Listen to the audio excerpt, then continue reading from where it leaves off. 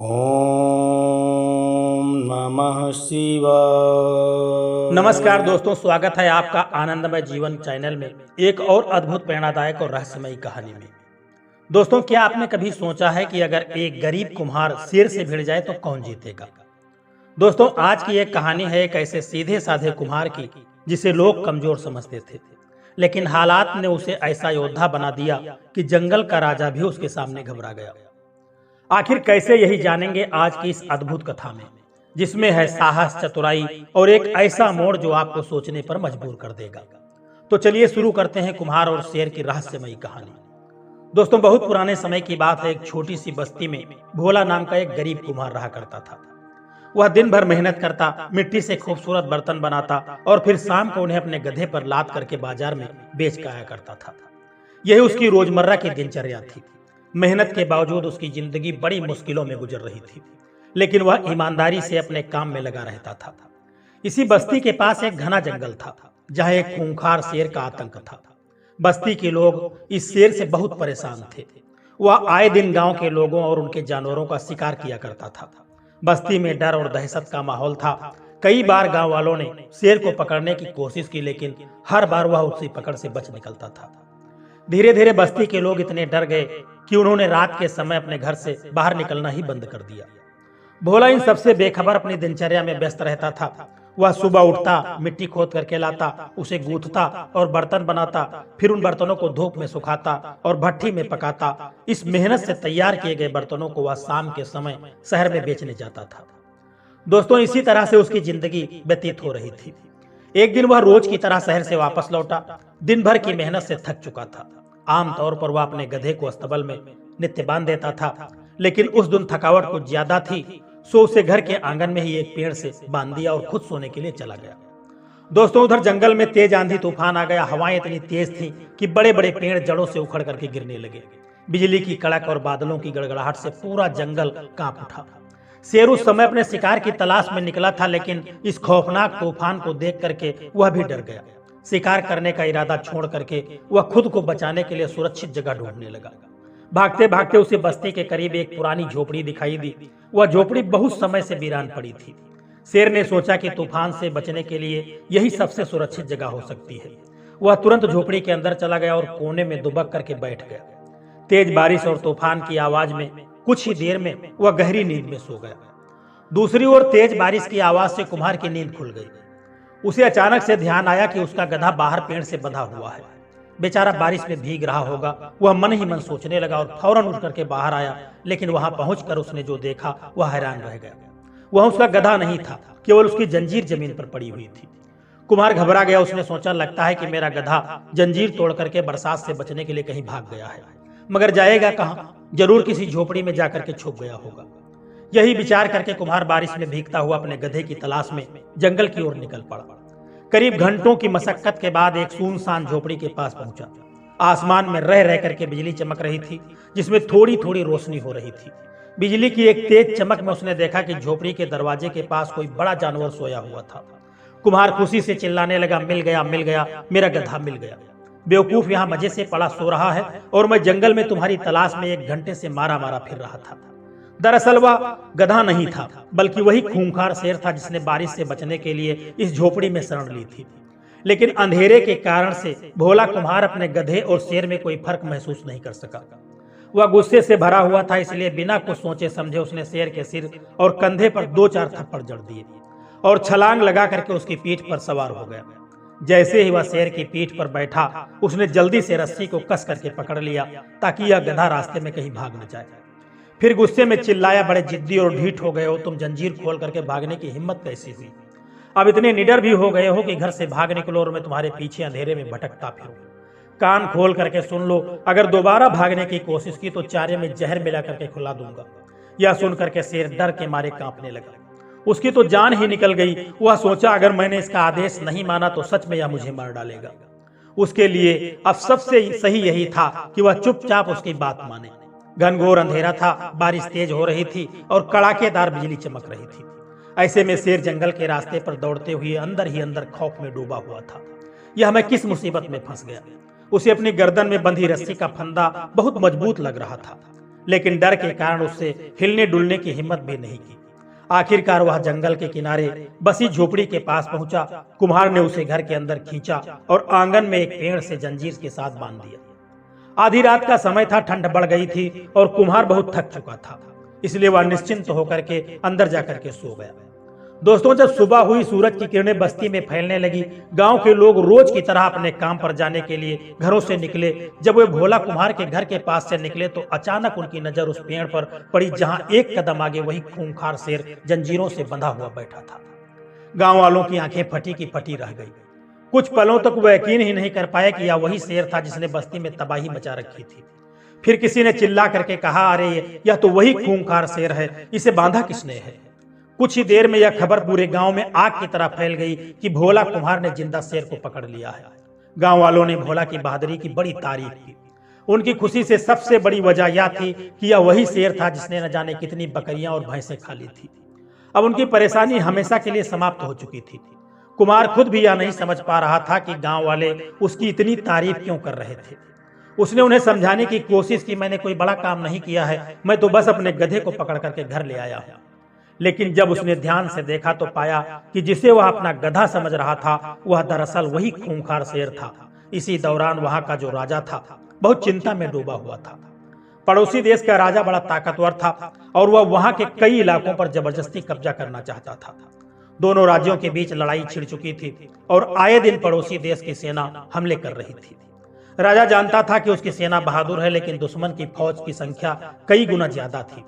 उसे किसी ऐसे वीर सेनापति की तलाश थी जो उसकी सेना सही तरीके से कमान संभाल सके और दुश्मन को हमेशा के लिए मार भगाए।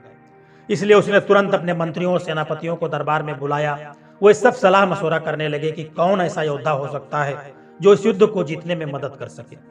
दोस्तों, इसी बीच उसके एक सिपाही को अचानक कुछ याद आया। वह जोश के साथ खड़ा हुआ और कहने लगा कि राजा जी, हमें किसी और की तलाश करने की कोई जरूरत नहीं है। हमारे अपने ही राज्य में एक ऐसा बहादुर इंसान है जिसे अपनी दिलेरी का सबूत दिया है। राजा ने उत्सुकता से पूछा, कौन है? सैनिक ने कहा कि महाराज, वह कोई और नहीं भोला कुम्हार है। यह वही शख्स है जिसने अकेले अपने दम पर एक खूंखार शेर को जिंदा पकड़ लिया है। ऐसा बहादुर इंसान हमारी फौज में सही तरह से यदि कमाल संभाल सकता है तो हमें जीत भी दिला सकता है। राजा ने तुरंत एक संदेश वाहक को भोला के घर भेजा। जब भोला कुम्हार को यह खबर मिली कि उसे सेना का सेनापति बनाया जा रहा है तो वह हैरान रह गया। उसे यह सब किसी मजाक से कम नहीं लग रहा था, लेकिन आदेश को टालना भी संभव नहीं था। वह अनमने मन से तैयार होकर के राजा के महल में पहुंच गया। महल में राजा ने उसका शानदार स्वागत किया और उसकी खूब खातिरदारी की। फिर आदेश दिया कि अगले दिन फिर दरबार में हाजिर हो। भोला के होश उड़ गए। वह सोचने लगा कि यह सब मेरे साथ क्या हो रहा है। कहाँ मैं एक साधारण कुम्हार और कहाँ एक सेनापति बनने जा रहा हूँ। यह सब उस गधे के कारण हुआ है जो शेर बन बैठा है। आखिरकार साधारण और अनपढ़ भोला को सेना का सेनापति बना दिया गया। उसने न कभी तलवार चलाई थी और न कभी घुड़सवारी की थी। जैसे ही वह घर पहुंचा, गुस्से में शेर से कहने लगा, यह सब तेरे ही कारण हुआ है। अगर तू गधा ही बना रहता तो आज मैं अपनी मिट्टी के बर्तन बना रहा होता। अब देख, मैं सेनापति बना दिया गया हूँ जबकि मुझे कुछ भी नहीं आता है। उसकी पत्नी यह सुनकर के मुस्कुराई और बोली, शेर को दोष मत दो, इसमें इसकी कोई गलती नहीं है, बल्कि तुम्हारे तो भाग्य खुल गए हैं। भगवान की दया है कि उसने तुम्हें इतना बड़ा पद दे दिया है। अब हिम्मत मत हारो, ईश्वर तुम्हारी मदद जरूर करेगा। यह तो हमारे अच्छे दिनों की शुरुआत है। भोला सोच में पड़ गया। अब उसके पास कोई रास्ता नहीं बचा था सिवाय इस नई जिम्मेदारी को निभाने के। अगले दिन सेनापति भोला को उसकी पत्नी के साथ शाही महल में ले जाकर के पहुंच गया।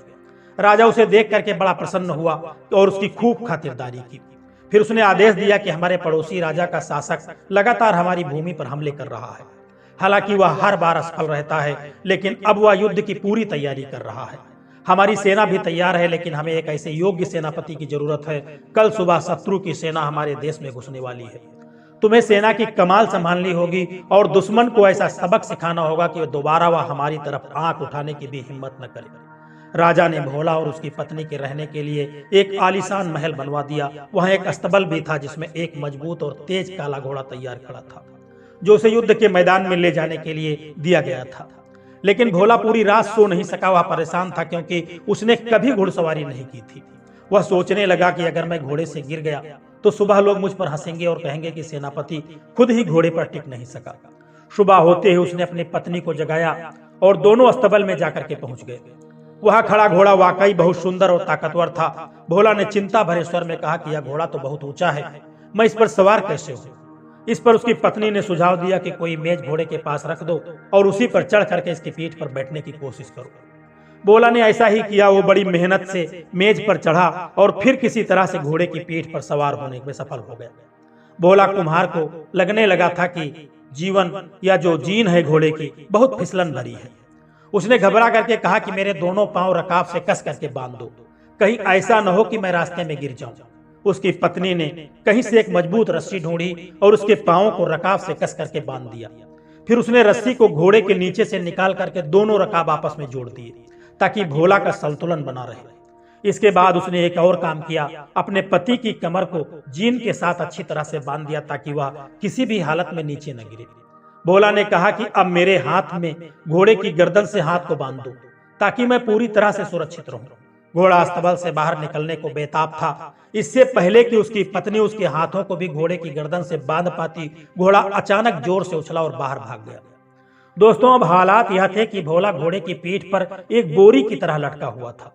वह सिर्फ रस्सियों की वजह से नीचे गिरने से बचा हुआ था। उसने घबरा करके घोड़े की गर्दन को कस करके पकड़ लिया और मन ही मन ईश्वर से प्रार्थना करने लगा, हे भगवान, तूने मुझे एक साधारण इंसान से सेनापति बना दिया। अब मेरी इज्जत और राज्य की रक्षा तेरे ही हाथों में है। मैं एक अनपढ़ और कमजोर आदमी हूँ, आपकी कृपा से मेरी मदद कर और मेरी जान को बचा। काला घोड़ा बिजली की गति से दौड़ता चला गया। उसने शहर की गलियों में हलचल मचा दी, लकड़ी के दरवाजे तोड़ दिए, खुले खेतों की ओर भाग निकला। तेज रफ्तार से दौड़ते हुए उसने नदी और कई उबड़-खाबड़ रास्तों को पार कर लिया और भोला रस्सियों के सहारे बस किसी तरह अपनी जान बचाने की कोशिश करता रहा। अब सेनापति भोला का युद्ध के मैदान की ओर बढ़ रहा था और दुश्मन के शिविरों के करीब पहुंचने लगा। उसे एहसास हो गया था कि घोड़ा सीधे दुश्मन की ओर भाग रहा है। उसने घोड़े को रोकने की बहुत कोशिश की, लेकिन सब बेकार था। जैसे ही घोड़ा एक बड़े पेड़ के पास से गुजरा, भोला ने उसकी एक मोटी शाखा पकड़ ली, यह सोच करके कि शायद वह इससे घोड़े को रोक सके। लेकिन उसने शाखा इतनी जोर से पकड़ी कि वह टूट करके उसके हाथ में आ गई। दुश्मन के शिविरों के बाहर एक सैनिक यह दृश्य देख रहा था। उसने देखा कि एक घुड़सवार बड़ी तेजी से उनकी ओर बढ़ रहा है और रास्ते में आते ही पेड़ों की शाखाएं तोड़ता जा रहा है। वह घबरा करके सोचने लगा, यह वही सेनापति है जिसने जिंदा शेर को पकड़ा था। अब यह हमारी ओर आ रहा है और जिस तरह पेड़ों की शाखाएं तोड़ रहा है, कहीं हमें भी उसी तरह न तोड़ डाले। उस सैनिक के मन में खौफ बैठ गया। वह चिल्लाने लगा, भागो, अपनी जान बचाओ। यह कोई साधारण इंसान नहीं बल्कि कोई राक्षस लगता है। अगर इसने हमें पेड़ों की टहनियों की तरह तोड़ना शुरू कर दिया तो हमारी हड्डियां चकनाचूर हो जाएंगी। जैसे उसने पीछे देखा, उसे सेनापति भोला से पीछे पूरी सेना आती दिखाई दी। यह देख करके उसकी घबराहट और बढ़ गई। वह और जोर से चिल्लाने लगा, दौड़ो, भागो, जिंदा शेर को पकड़ने वाला सेनापति एक विशाल सेना को लेकर हमला करने के लिए आ रहा है। जिस फौज का सेनापति इतना ताकतवर हो, वह हमारा क्या हाल करेगा।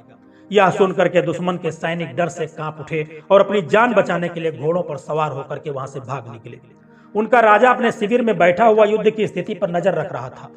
जब उसने देखा कि उसकी सेना अचानक से पीछे हट रही है तो उसके सैनिक दहशत में भाग रहे हैं, तो वह घबरा गया।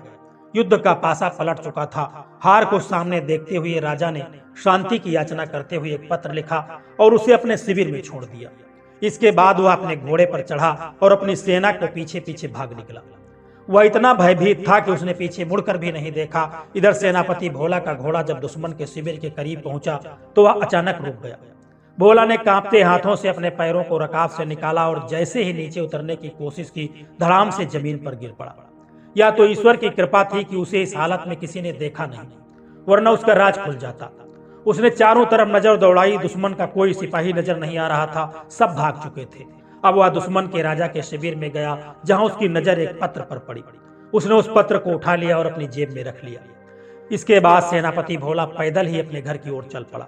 रास्ते में लोग उसे देख करके बड़े ही अदब के साथ झुकने लगे, उसकी बहादुरी की चर्चा कर रहे थे, लेकिन उसे तो अपने बदन की टूट फूट की फिक्र थी। जैसे ही वह घर पहुंचा, अपनी जेब से वह पत्र निकाला और अपनी पत्नी को देते हुए कहा कि यह पत्र राजा तक पहुंचा दो। और हाँ, एक बात ध्यान से सुन लो, ईश्वर ने हमारी इज्जत रख ली है, लेकिन अब मैं अपनी जिंदगी में कभी भी घोड़े की पीठ पर नहीं बैठूंगा। राजा को बता देना कि दुश्मन डर करके भाग चुका है और अब दोबारा हमारे देश की तरफ आंख उठा करके भी नहीं देखेगा, लेकिन पत्र में क्या लिखा है यह मैं नहीं जानता। बस यह काम तुम कर दो और अब मुझे सोने दो, मेरा बदन टूटकर चूर चूर हो गया है। इस घोड़े ने मेरी हड्डी पसली एक कर दी है। इतना कह करके भोला लंबी सांस लेकर के बिस्तर पर लेट गया और चैन की नींद में सो गया। भोला कुम्हार की पत्नी पत्र लेकर के राजा के महल की ओर रवाना हुई। जब राजा ने दुश्मन राजा का पत्र पढ़ा तो वह बड़ा प्रसन्न हुआ और अपने नए सेनापति की खूब प्रशंसा की। उसने कहा, तुम्हारे पति इस समय कहाँ हैं? भोला की पत्नी ने बड़े अदब से सिर झुकाते हुए कहा कि महाराज, अब वह बहुत थके हुए हैं और घर पर आराम कर रहे हैं। यदि आप हुक्म दें तो मैं उन्हें जगा करके आपकी सेवा में भेज दूं। राजा मुस्कुरा करके कहने लगा कि नहीं, उसे अब जगाने की जरूरत नहीं है, उसे आराम करने दो, सुबह हमारे पास भेजना, हम उसे उचित इनाम देंगे। भोला की पत्नी ने सिर झुका करके कहा, जो हुक्म महाराज, और वह वहां से चली गई। अगली सुबह सेनापति भोला पैदल ही अपने घर से शाही महल की तरफ चल दिया। पूरे शहर में उनका स्वागत करने के लिए लोग सड़कों पर उमड़ पड़े। गलियों में रंग बिरंगी झंडियों से गलियों को सजाया गया था। लोग उसकी बहादुरी की चर्चा कर रहे थे। कोई कह रहा था, देखो हमारे सिपाही जो हमारे सेनापति हैं कितने सादे सीधे इंसान हैं, घोड़े पर सवार होने के बजाय वह पैदल ही राजमहल की तरफ जा रहे हैं। दूसरा कहता था कि यह हीरो है हमारा, जिसने अकेले ही दुश्मन को मार भगाया है। जब भोला राजमहल में पहुंचा तो राजा ने बड़े सम्मान के साथ अपने पास बिठाया। वे दोनों कुछ देर तक आपस में बातचीत करते रहे। इसके बाद राजा ने भोला को ढेरों इनाम दिया और देश में अमन चैन कायम हो गया। लोग खुशहाल हो गए। दुश्मन राजा ने दोबारा कभी हमला करने की हिम्मत नहीं की और इस तरह साधारण कुम्हार भोला अपनी किस्मत से सेनापति बनकर के अमर हो गया। तो मित्रों, ये थी एक साधारण से कुम्हार की असाधारण कहानी, जिसने अपनी बुद्धि, साहस और आत्मविश्वास के बल पर जंगल के राजा तक को पछाड़ दिया। दोस्तों, एक कहानी हमें सिखाती है कि इंसान की असली ताकत उसके शरीर में नहीं बल्कि उसकी सोच में छुपी होती है। चाहे हालात जैसे भी हों, अगर संकल्प मजबूत हो तो कोई भी चुनौती बड़ी नहीं होती। अब आप बताइए, अगर आप उस कुम्हार की जगह होते तो क्या आप भी ऐसे ही साहस दिखा पाते? दोस्तों, आपकी राय हमें कमेंट में जरूर बताएं। अगर कहानी पसंद आई हो तो लाइक करें, शेयर करें और आनंदमय जीवन चैनल को जरूर सब्सक्राइब करें, ताकि हम आपके लिए ऐसी ही प्रेरणादायक और रहस्यमयी कहानियां लाते रहें। फिर मिलते हैं एक और नई, रोचक और सोच जगाने वाली कहानी के साथ। तब तक के लिए खुद पर विश्वास रखें और जीवन को आनंदमय बनाए रखें। जय श्री कृष्णा, राधे राधे।